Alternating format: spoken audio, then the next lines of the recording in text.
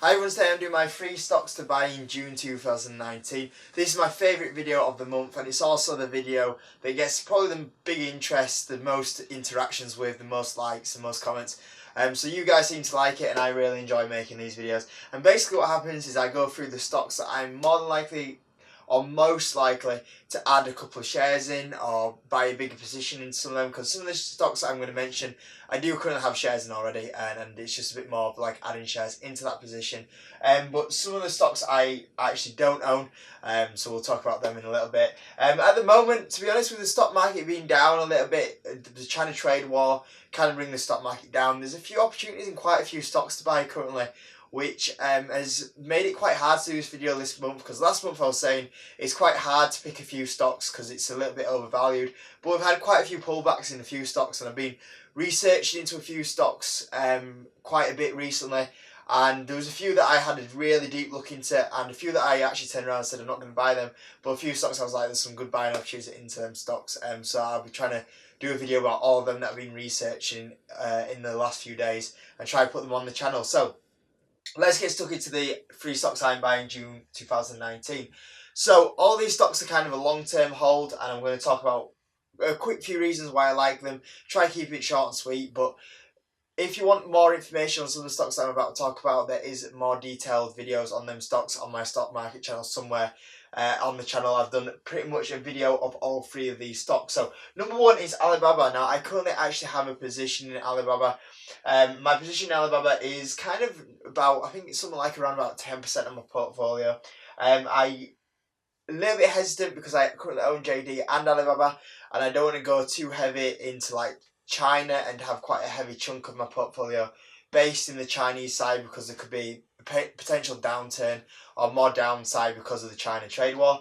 But Alibaba is currently sitting at a P of 32, and when we look at the growth in a little bit, it's like, wow, how is it sitting down at like a 32p when it's like absolutely amazing?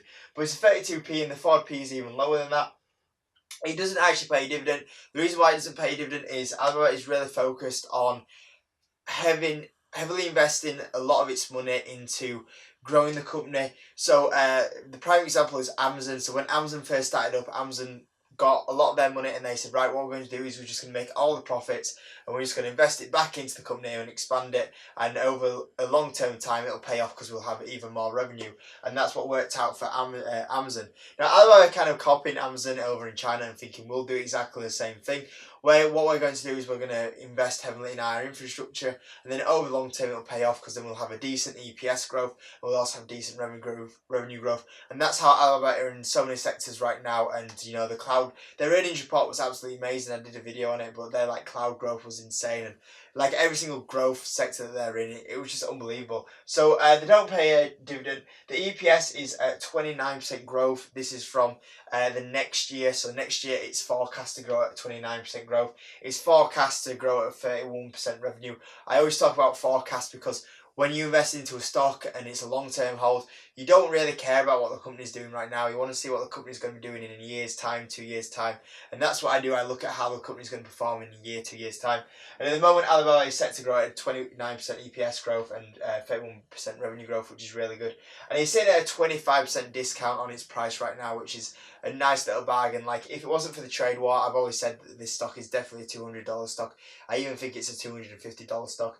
And I think that at the end of this year, this stock deserves to be at $280 per share. So it shows you how massively undervalued it is right there.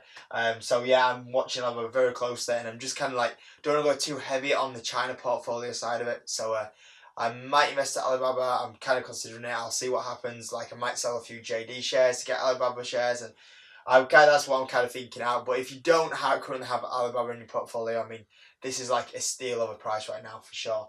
Number two, we've got Boeing. So Boeing is obviously the largest plane manufacturer out there. Absolutely amazing company. Obviously, it's had a lot of trouble recently. It's had its China trade war. It's also had the Max 8 crashes, which has took the stock down loads. I've covered that quite a few times on the channel. And obviously, you know, a few things have come out about that. They've also got to pay out the case of the Max 8 crashes and pay out all the families from that. A few things coming out from the workforce saying that they're being worked over hard, and that's why there's been mistakes made and that. But overall, this company's phenomenal. All that's going to be affected this year, but when we look at the long term, 1 to 5 years, it's a very safe company because planes are still going to be needed. All these countries that are developing are going to need planes now. I think it's like China. Potentially they could be making their own plane manufacturer, but that's another sector. A lot of countries over there are just massively growing. So Boeing for me, it's a great company, and it's because of the sector it's in. It's a very safe one because air travel is still growing right now. It's sitting at a PE of 20, which is a good PE for Boeing. It doesn't really normally go too far below 20. Dividend yield, you get a nice dividend at 2.32%. EPS growth, 48% is forecast for not this year, the next year. Obviously, long-term hold is what we're looking for, and obviously that could change slightly depending on what happens with these Max 8 crashes and what have you. That could go down slightly. It just seems so high because of the EPS dropping so much this year in 2019 that 2020 looks so much better because of the drop this year. Revenue very healthy at 18% growth, and currently it's sitting at a 20% discount, so it's definitely had a little bit of a correction right now. So for me, Boeing is a company that I'd really love to invest in. I really love to invest in it. I think it's my like number one company that I'd like to buy next. It's just quite an expensive stock. So to get the position I would like Boeing to probably make up 5 to 10% of my portfolio. So for me to buy the shares I want in Boeing, it's a lot of money, and I might have to consider like maybe selling another stock to do it. I don't know. But because I've already got shares in Alibaba and I haven't got a position in Boeing, Boeing is one that I am considering buying. Very much so in this month. And the last stock is Visa, which is another stock that I currently hold. It's a PE of 35, which is slightly high. Dividend is 0.61%, so not really a dividend play, but it still has a dividend. EPS 15% growth and revenue 10% growth. So this is a great growth company. Obviously, it's a bit of a high valuation, and I've always wanted to try and get into Visa on a little bit of a dip, but it doesn't really have any dips. And Visa for me is a company that I'd still like to keep my second biggest position. So Microsoft's my first biggest position, and Visa's my second biggest position in my portfolio. Now for me, I'd like to add into Visa, but it's a very high valuation, so I'm like a little bit 50-50 about it at the moment. But over like the long term, I believe in Visa so much just because so many of like the younger generations now are just using card payments. So many of the less developed countries still haven't got the card payments in place, and there's so much potential for them to, in the eastern countries, for them to develop their company so much.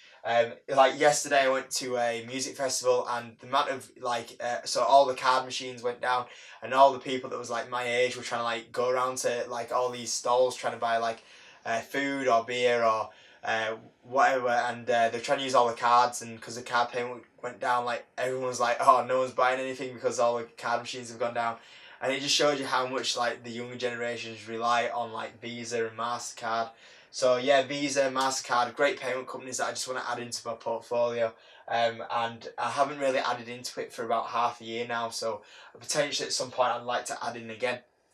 But guys, those are the 3 stocks for June 2019. I have bought a new stock, or added into a position last week, so I'll make a video about that at some point just to update you guys. So that will probably be up in this week coming up. But those are the 3 stocks that I'm going to say that I might potentially buy in June 2019.